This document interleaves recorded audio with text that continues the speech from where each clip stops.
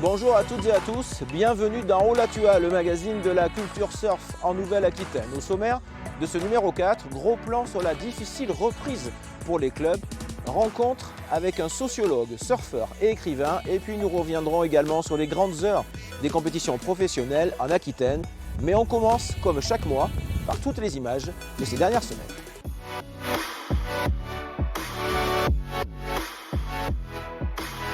Comme un avant-goût des championnats du monde au Salvador, stage préparatoire et sélectif de l'équipe de France féminine à Surf City. 4 filles pour 2 places, les heureuses élues la basque Pauline Ado et la tahitienne Vain Firo.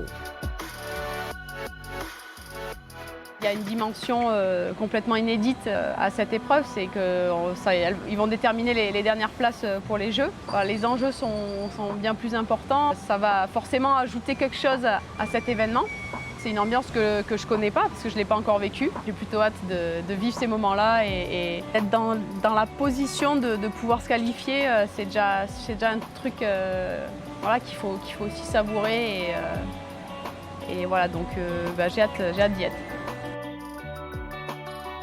Mon objectif pour cette qualification aux ISA, c'était de pouvoir m'entraîner avec toute l'équipe, de pouvoir m'intégrer, de pouvoir m'amuser et prendre ça plus comme un entraînement au lieu d'une qualification. Les mondiaux, c'est du 29 mai au 6 juin. Pauline Ado et Vain Firo devront performer afin d'être celle qui accompagnera Johanne Defay au JO à Tokyo cet été.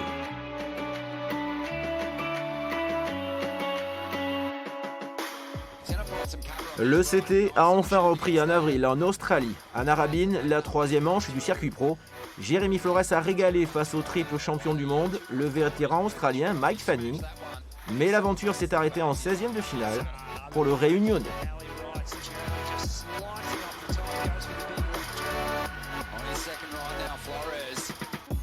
Johan Duru, lui, attend son heure à sa manière. La première épreuve du circuit QS masculin est prévue au Portugal à partir du 11 mai. Enfin. «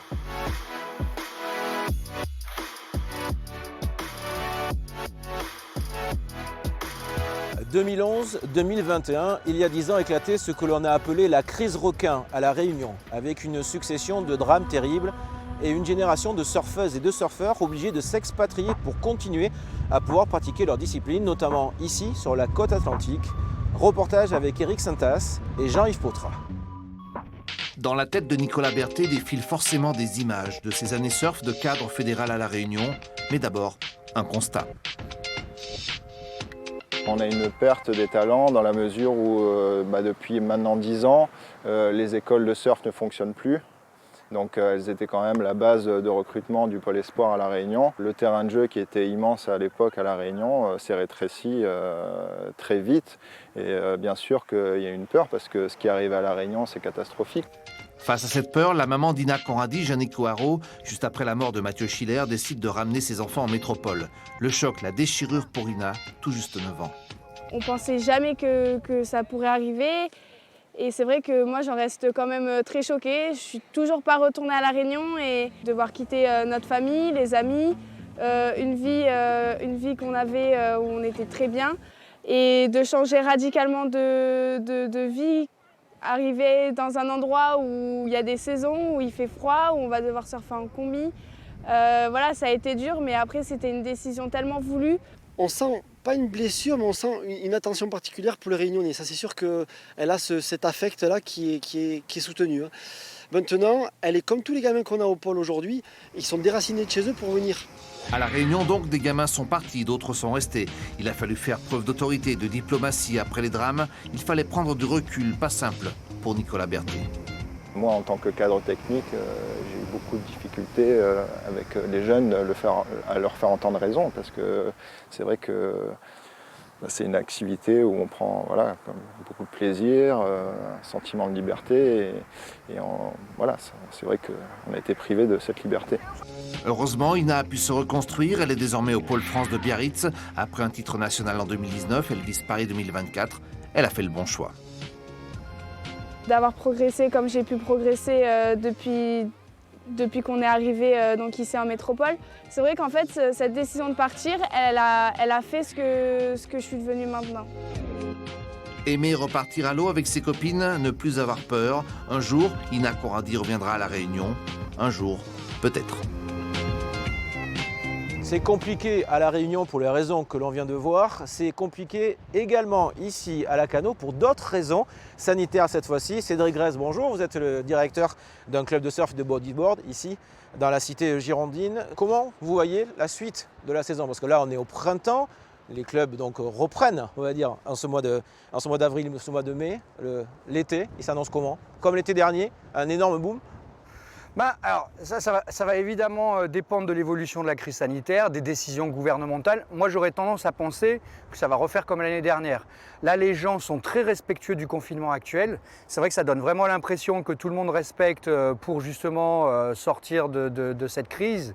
Et donc, moi, j'ai l'impression qu'à partir du moment où le gouvernement va petit à petit relancer les activités, on va repartir comme l'année dernière avec une forte activité. Enfin, en tout cas, moi, il me semble que ça va se passer comme ça, effectivement. Il y a des sports qui sont en difficulté depuis un an. Ce n'est pas le cas du surf. Quand je dis surf, c'est au sens large, bodyboard également. Notamment parce que l'été dernier, il y a eu beaucoup d'activités. Peut-être que le surf passe mieux ou traverse mieux cette crise que d'autres disciplines en France? Ah oui, ça c'est certain. Paradoxalement, les confinements ont boosté l'activité surf. C'est sûr que moi, par exemple, dans le cadre de mon entreprise, l'année 2020, ça a été ma meilleure année. Malgré ces 3 mois de confinement qu'on a eu, les autres mois, et notamment les 2 mois d'été, ont tout rattrapé. Ah, voilà. Parce que les gens sont avides de venir à la plage, avides de surfer. Et donc, c'est vrai que nous, ça nous a boosté, ouais, clairement. Cédric Grèce, merci beaucoup.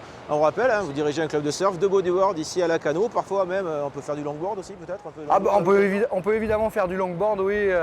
Quand il y a des petites vagues comme aujourd'hui, c'est parfait le longboard. Alors les clubs sont là pour apprendre et se perfectionner. Moi, je vous propose maintenant un petit cours particulier avec une longboardeuse professionnelle. Il s'agit de Zoé Gros-Piron. Regardez.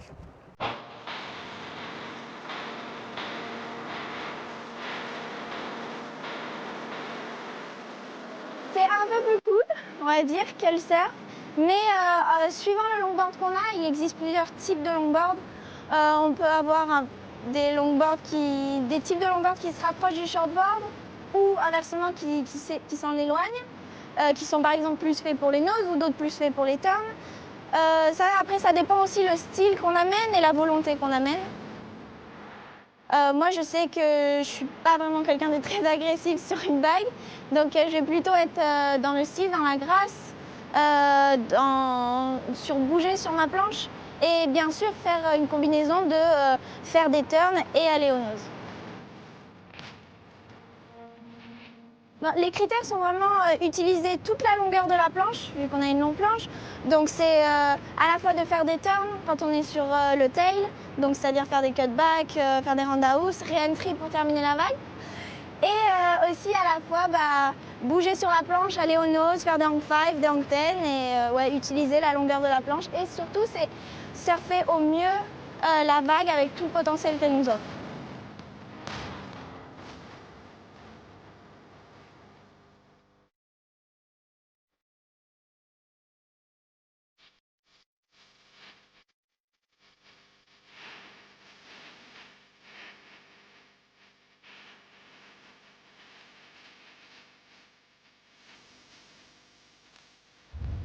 Le longboard, tendance de plus en plus prisée chez les professionnels, mais aussi chez les amateurs. C'est la discipline originelle du surf. Voici son histoire avec Guillaume Dequet. Quand Cook débarque aux îles Hawaï à la fin du XVIIIe siècle, le capitaine anglais découvre le henaloo, le surf. Et le longboard, la planche la plus grande, est réservée au roi. Si on remonte aux origines de la pratique du surf et du henaloo, il y a toujours eu une pratique distinctive entre une grande planche et une petite planche. Du temps des anciens Hawaïens, il y avait la planche holo, qui était la planche des chefs, qui pouvait aller faire plus de 4 mètres de long. Et puis, il y avait la planche qui était plus courte, qui était l'alaya, et qui était la planche du peuple, hein, des gens du commun. Et c'est un Hawaïen encore qui va populariser le surf. Le Duke Kahanamoku, champion olympique de natation, devient l'emblème d'une discipline que vont adopter les jeunes Californiens. Fin des années 50, début des années 60, 3 phénomènes.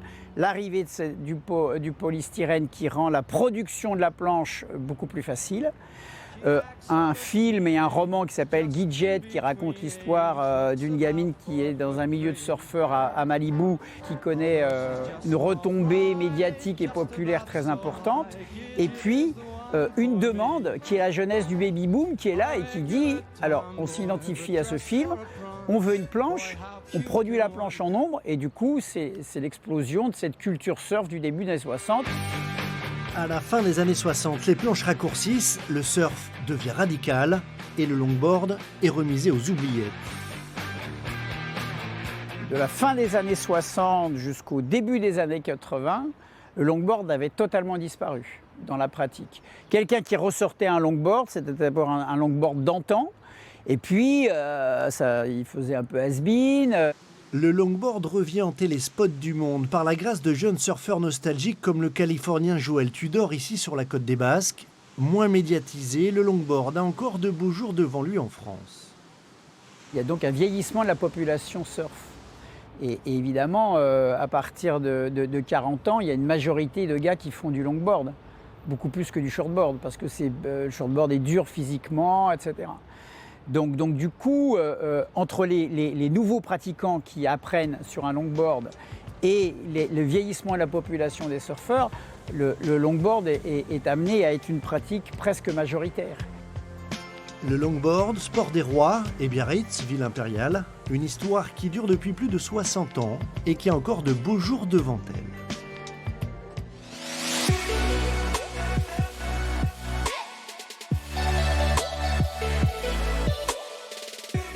Bonjour, Jérémy Lemarié, vous êtes docteur en sociologie, spécialiste notamment de surf. Vous avez écrit et publié ce livre, une histoire de la glisse, de la première vague aux Beach Boys. Au début, les Blancs voulaient quelque part, entre guillemets, annexer peut-être cette culture-là locale. Et le surf, ça a été un moyen très fort d'identification et même un moyen politique carrément. Alors oui, effectivement, le surf a été un moyen de revendication identitaire pour les Hawaïens. Et ça a été à partir des années 1870-1880, notamment avec le roi David Kalakaua, qui a vu la montée des États-nations. Donc on avait la France déjà avec, en 1789, la Révolution française, l'Italie qui avait fait son Risorgimento en 1848, et puis l'Allemagne en 1871 qui s'unifie. Et donc Hawaï cherchait aussi à devenir cet État-nation sur la sphère internationale. Et donc naturellement a créé aussi une identité propre, et le surf en fait partie intégralement. Le surf, c'est politique alors ? Vous savez, il y a eu tout ce mouvement de décolonisation, notamment des pays africains en 1950 et les années 1960. Et donc fin 1960, Hawaï aussi, notamment les Hawaïens de pure souche en quelque sorte, eh bien, cherchaient aussi une certaine indépendance vis-à-vis des États-Unis. Et donc on a certains groupes de surf qui étaient dédiés à revendiquer cette indépendance, notamment on peut citer Save Our Surf, Sauvons notre surf, qui a été fondé par John Kelly. Ou encore, alors ils sont moins connus aujourd'hui, mais dans les années 80-90, on parlait des Black Shorts, de nom hawaïen, le Hui O He Enalu. Qu'est-ce que ça dit d'un peuple, la pratique du surf, du longboard, du body surf, du bodyboard? C'est un certain attachement à la liberté? Ça dit ça ou pas? Le surf va prendre la signification que la société veut bien lui donner. Alors, ce qu'on retrouve tout le temps, c'est le fait que le surf demeure une pratique de loisir. C'était le cas à Hawaï, même avant que l'archipel soit découvert par Cook en 1778. Ça reste encore le cas aujourd'hui. Mais effectivement, ensuite, en fonction des sociétés, le surf va être utilisé et politisé, on pourrait dire, de manière différente. Donc Hawaï, c'est potentiellement croissance d'une industrie touristique, notamment au XXe siècle, et puis aussi revendication identitaire, comme on a le vu. Et puis pour les États-Unis, ça va être réappropriation culturelle, consommation de masse, ce que l'on appelle aussi l'impérialisme culturel, puisque beaucoup de Californiens vont parcourir le monde, notamment l'océan Pacifique, à la recherche de nouvelles vagues qui vont nommer, même en Afrique du Sud par exemple, avec ce fameux documentaire The Endless Summer. Et puis on va retrouver d'autres significations si par exemple vous regardez l'Iran, où vous avez des femmes voilées qui vont surfer. Donc vous voyez que là la signification elle est plus liée à une revendication identitaire de la part des femmes et de leur place dans la société iranienne. Et on retrouve d'ailleurs cela également au Maroc. Donc il y a aussi tout ce qu'on appellerait le Moyen-Orient, Israël, également un surf très particulier. Et donc en fonction de la société dans laquelle on se trouve, le surf va avoir des significations différentes. Alors le surf est un marqueur très fort de l'identité culturelle, un peu partout sur la planète, même en Gironde. Voyez ce reportage sur la communauté polynésienne bordelaise. Ils font des études, ils travaillent et ils surfent toujours ensemble. Sujet de Guillaume Dequet et Taliane Lobo.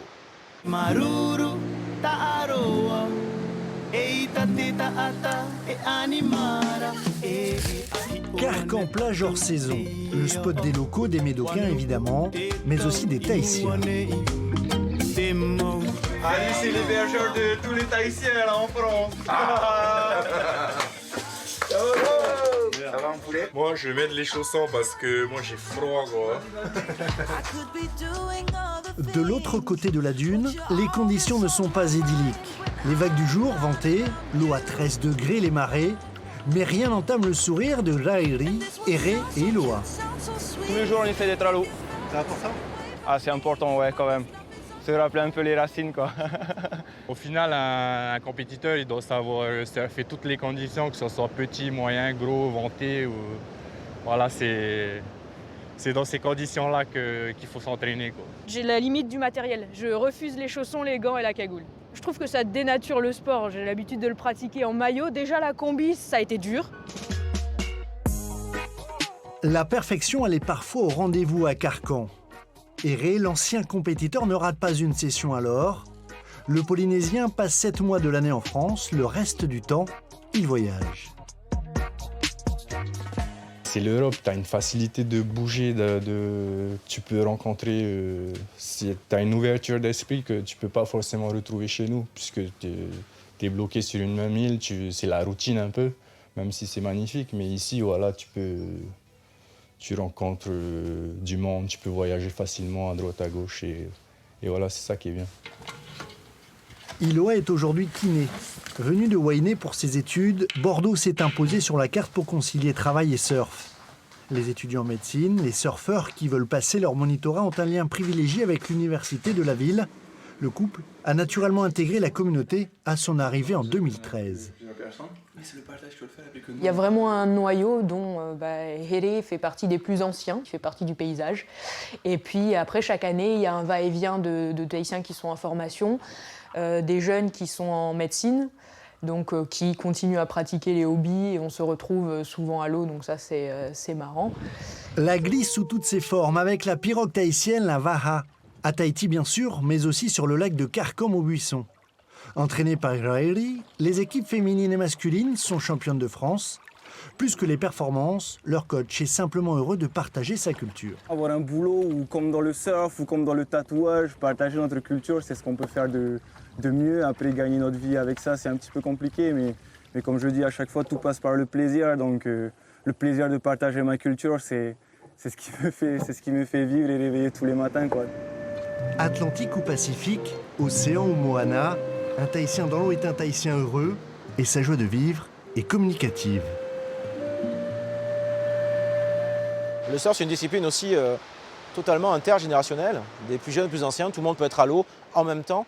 C'est ce qui fait la force aussi. Ça va être naïf de dire ça, mais de voir que le surf, c'est en quelque sorte l'école de la vie.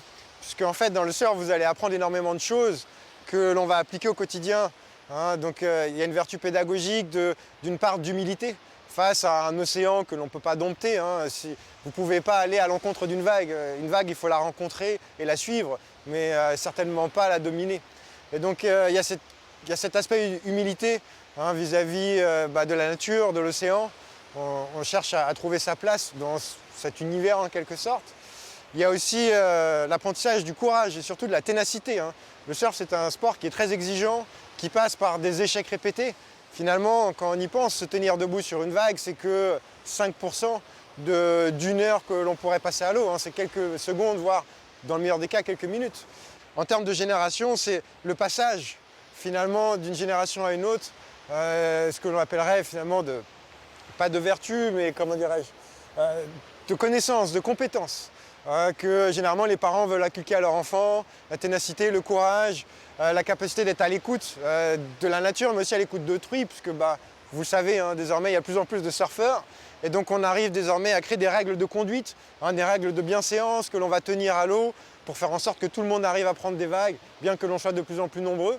Donc il y a tout cet aspect-là en fait pédagogique. La population dans l'eau change aussi. On est loin aujourd'hui du sport de blanc, hétéro, le garçon à l'eau, la fille sur la plage. De plus en plus de filles, de femmes font du surf, d'abord par plaisir personnel, mais est-ce que c'est aussi un moyen d'identité ou d'identification des mouvements féministes par exemple ou pas?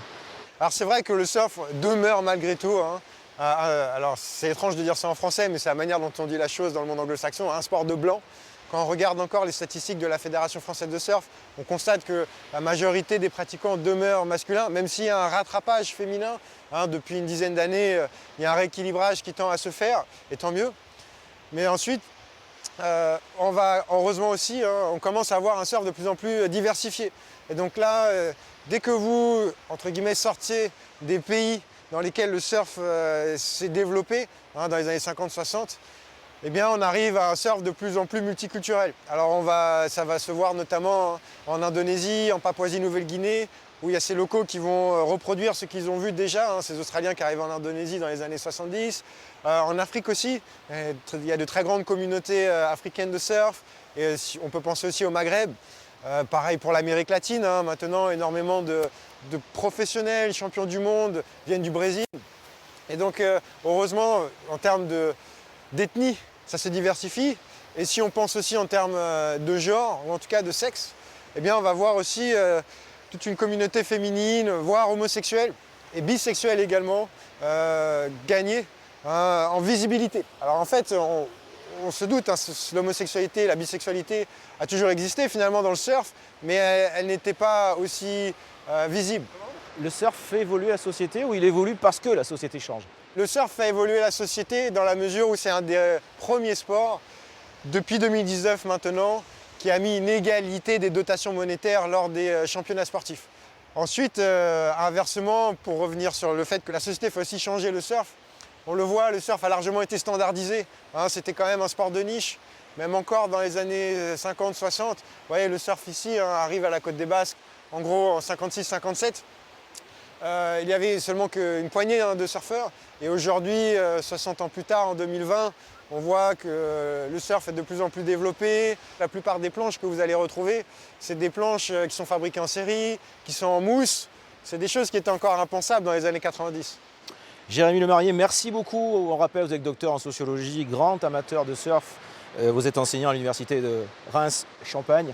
Merci beaucoup. Cet ouvrage, Une histoire de la glisse, de la première vague au Beach Boy, est sorti en version poche il y a quelques jours. Merci et à très bientôt. Merci. Pour notre séquence archive, retour sur l'âge d'or des compétitions professionnelles sur la côte aquitaine. C'était en 1987 à Lacanau et à Hossegor, l'époque où Gary Elkerton et Tom Curren, les régionaux de l'étape, se livraient à une féroce concurrence dans l'eau. Reportage. On commence par le couple qui monte dans le cœur des Aquitains. Le couple Elkerton. Lui, Gary, est australien, c'est l'un des prétendants au titre mondial cette année. Il a rencontré Pascal, une bordelaise, à Lacanau-Océan.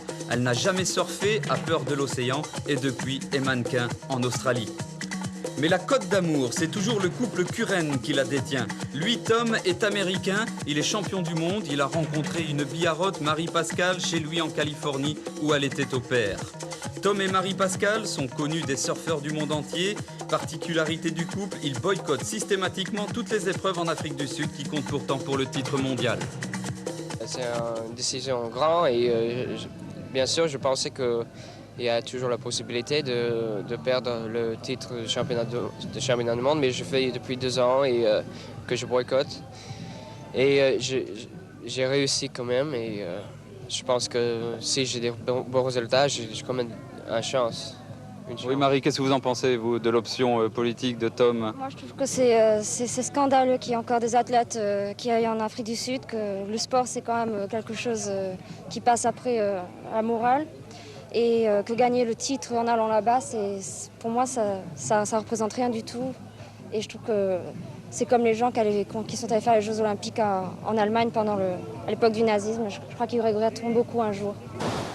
Enfin, sachez tout de même qu'aujourd'hui, à l'issue des 16e de finale, Barton Lynch, le vainqueur de Lacanau, qui avait battu pourtant d'un petit point Tom Curren, Barton Lynch a été battu par un Hawaïen, John Simoka, qui a pourtant surfé tout au long de la compétition avec un genou blessé. C'est la fin de cette Olatua, merci de nous avoir suivis. Et entre deux vagues, petit conseil de lecture, ce numéro collector de Surf Session qui fête son 35e anniversaire en ce printemps. Et puis la version française de Surfer Journal, dirigée par Gibus de Soultré. Merci de nous avoir suivis, on se retrouve début juin. D'ici là, portez-vous bien et surfez bien.